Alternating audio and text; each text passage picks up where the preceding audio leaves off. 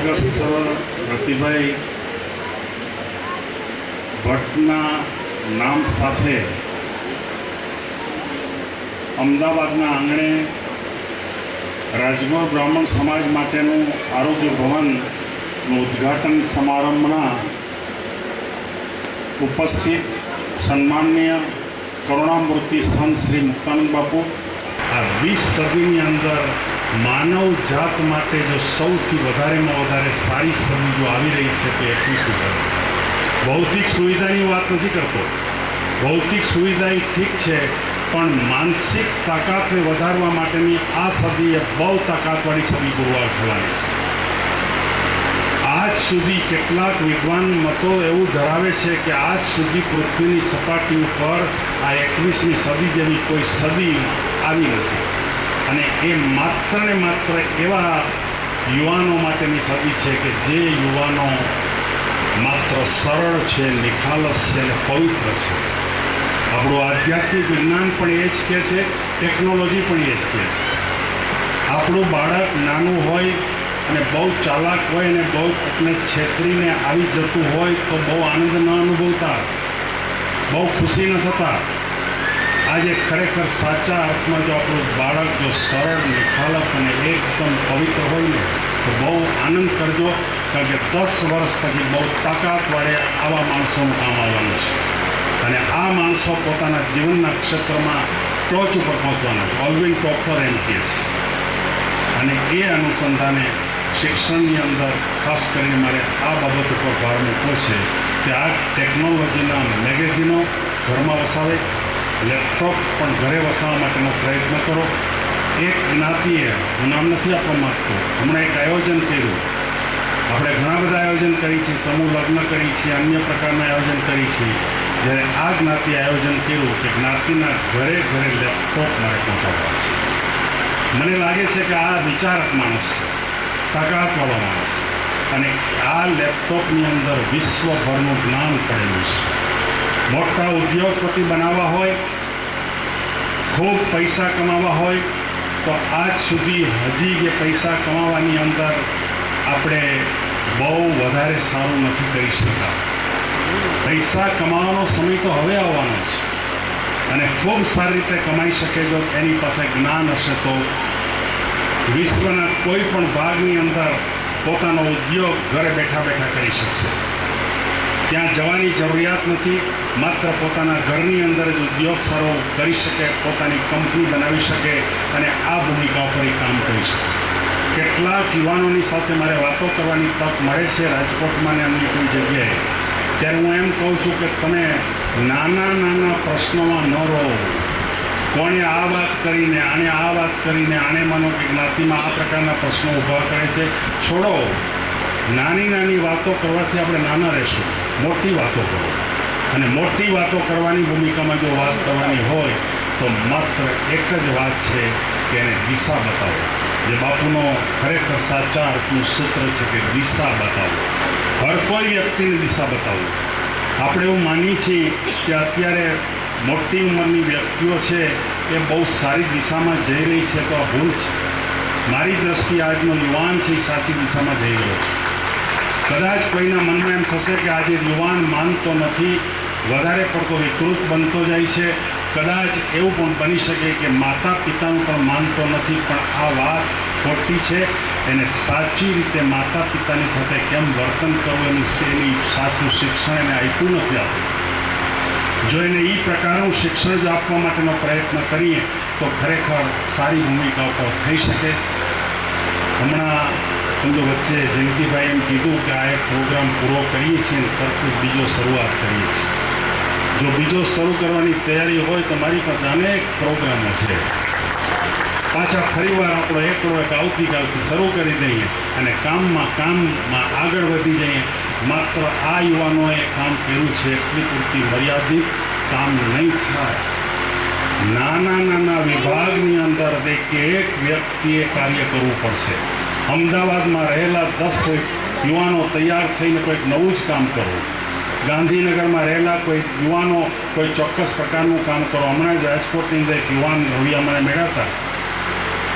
બહુ first class મજાની જ્ઞાતિ લેવલ ઉપરની તમામ માહિતીઓ સહિત તમામ પ્રકારના ઉદ્યોગો કેવી રીતે કામ કરી શકાય એના પ્રકારનું આખું એક સોફ્ટવેર બનાવે છે.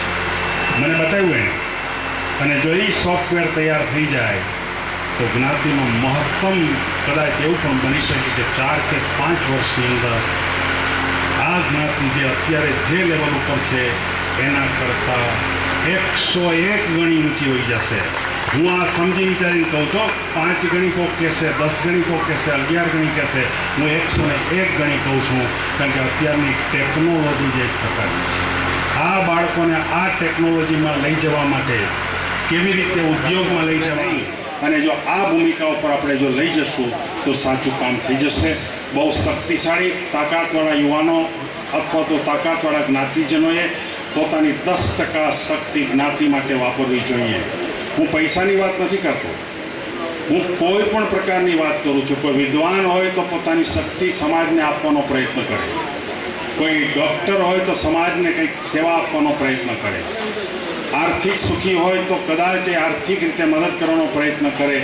10% કદાચ બહુ મોટો હિસ્સો બની શકે તો છેલ્લે 1% પણ પોતાની શક્તિનો જો ઉપયોગ કરે, અને જે સમાજની અંદર તાકાતવાળા ગણેલા એક તાકાતવાળી વ્યક્તિઓને ગોતી અને જો એનો ઉપયોગ સમાજ માટે જો કરવાની શરૂઆત કરે તો કદાચ આ જ્ઞાતિનો વિકાસ બહુ સારી રીતે થઈ શકે.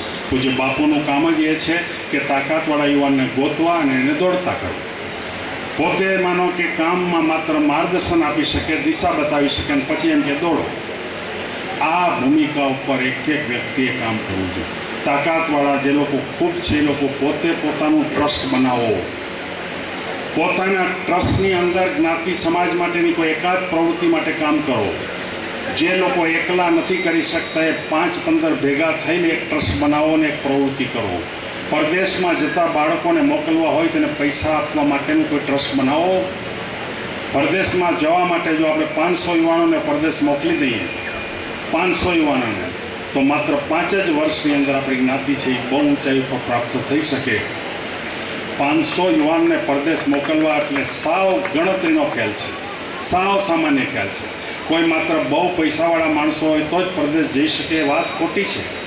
ચોક્કસ આયોજન અને પદ્ધતિસર જો આખી વ્યવસ્થા ગોઠવવામાં આવે તો એ શક્ય બની શકે. આ આયોજન જયંતિભાઈને એની ટીમે જે સુંદર રીતે કર્યું એની પાછળ માત્ર એનું આયોજન અને રાત દિવસની ધગત છે. આપણે બધાને સન્માન કર્યું, જુદા જુદા સમય ગયો. આપણને એમ થાય કે આપણને કોઈ બેઠેલા વ્યક્તિઓને તેમાં રસ ન હોય, સન્માન થતું હોય ત્યારે, પણ આ લોકોએ રાત ને દિવસ કામ કર્યું છે તો આપણે થોડીક વાર બેઠા બેઠા જોઈએ તો ખરા, આનંદ તો કરીએ. અને એ રીતે આપણે સૌ આનંદ કર્યો છે, ખૂબ આનંદ કર્યો છે.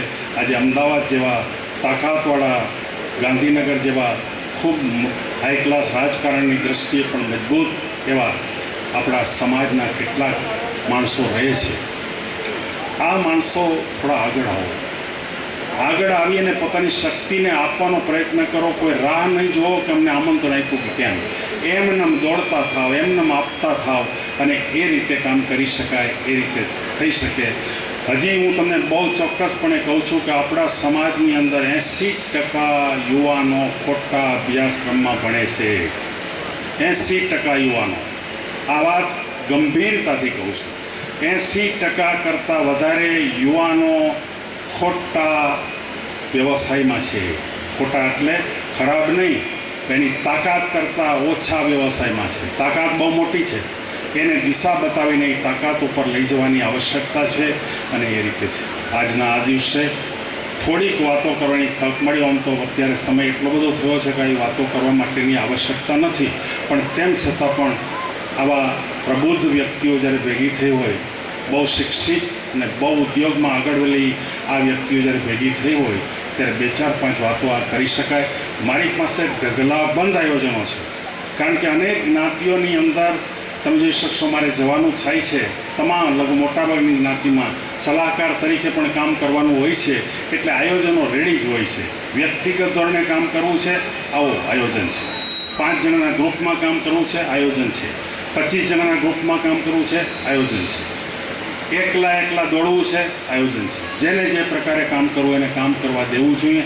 અને એ રીતે આપણે આગળ વધી શકાય. એક છેલ્લી વાત કરીને મારે વાત કરવી છે કે જ્ઞાતિમાં 300 યુવાનો તૈયાર કરીએ, જે યુવાન એકદમ સરળ હોય, એકદમ નિખાલસ હોય, એકદમ પવિત્ર હોય, જેને પોતાનો કોઈ સ્વાર્થ નથી, પોતાના કરતાં બીજા માટે જીવવા માટેની જેની તમન્ના છે, આવા 300 યુવાનને તાલીમ આપના કે જ્ઞાતિના કાર્યકર કેમ બનાય. કાર્યકર બનતા આવડતું નથી. પ્રમુખ કે મંત્રી એ બહુ સામાન્ય ભૂમિકા છે, કાર્યકર બનવું એ સૌથી અગત્યની વાત છે. અને એ કાર્યકર બનવા માટે 300 યુવાનને જો માત્ર એક 4 દિવસની તાલીમ જો આપવામાં આવે, 4 જ દિવસની, તો જ્ઞાતિમાં એક શુદ્ધિ પ્રાપ્ત થઈ શકે એવા યુવાનો મળી જાય. અને 300 યુવાનો તો આપણી સમાજ માટે પૂરતા છે. અને એના માટે કંઈક આયોજન રાજકોટ પૂજ્ય બાપુના સમજી શકશો ચાપરડાની અંદર, ત્રંબાની અંદર એવી સંસ્થાઓ પણ છે કે જ્યાં રહેવા માટેની કોઈ તકલીફ નથી. બાપુ અનેકવાર કહે છે ત્યાં રહેવા જમવાની 4 દિવસ હોય તો કોઈ તકલીફ નથી. 300ને બદલે 500 જણાને તાલીમ આપવી હોય તોય વાંધો નથી, કોઈ ખર્ચ નથી. માત્ર એક નક્કી કરવાનું છે કે મારે આવવું છે અને મારે સાચો કાર્યકર બનવું છે. અને આ કાર્યકર બનવાની ભૂમિકામાં તમે જોઈ શકશો કે અમદાવાદમાં એકવાર અહીંયા આયોજન ગોઠવેલું હતું. હું આવ્યો હતો એક દિવસ, આખો દિવસ અહીંયા એક ચોક્કસ આયોજન થયું હતું. તો આ જ પ્રકારે આયોજન થાય તો આપણે ખૂબ આગળ નીકળી શકાય. ફરીને આજના દિવસે ખૂબ આનંદ થયો છે. સંતોના આશીર્વાદ મળ્યા છે. કેટલાક ગામડામાં રહેતા માણસો કે જે લોકો કદાચ અહીં પહોંચી પણ નહીં શકે ને ગોતીને અહીં પહોંચાડવા પડશે. માંદા છે, તકલીફવાળા છે, પહોંચી જાય અને સેવા આપવાને બદલે નથી પહોંચતા એને અહીં પહોંચતા કરવા જોઈએ, એ એક બીજું કામ છે. અને એ એક નેટવર્ક ગોઠવવા માટેની વ્યવસ્થા ગોઠવાય એવી લાગણી સાથે આપ સૌ ખૂબ આમાં સહયોગ આપ્યો. ભરતભાઈ મુંબઈથી આવ્યા છે, બાપુના એકદમ નજીકની વ્યક્તિ છે. એ એમને આપોઆપ બોલી ગયા કે બહુ ઉત્સાહ છે તમારા સમાજમાં. આ વાક્ય બહુ મોટું વાક્ય છે કે આવો ઉત્સાહ ભાગ્યે જ જોવા મળે. માત્ર આમ ઔપચારિક વાત કરીને તો એ પોતે એકલા બેઠા કોઈ બોલતા પણ નથી, શબ્દોનું પ્રવચન આપે પણ નહીં. પણ આ એક શબ્દ બોલાઈ ગયો કે બહુ ઉત્સાહ છે. એમાં 5 રૂપિયા કોઈ આપ્યા કે 15 રૂપિયા આપ્યા એનું મહત્ત્વ નથી, પણ મનથી જોડાયેલા છે એ વાત એને કરી ત્યારે આપણે સૌ એને માટે ગૌરવ લેવું જોઈએ. અને આપણે શું આગળ ફરીવાર સૌ કાર્યકરોને, સૌ આ જે તમે જોઈ શકશો હરિઓમ ચેરિટેબલ ટ્રસ્ટ, હરિઓમ મેડિકેરના સૌ ટ્રસ્ટીઓને ફરીને અભિનંદન.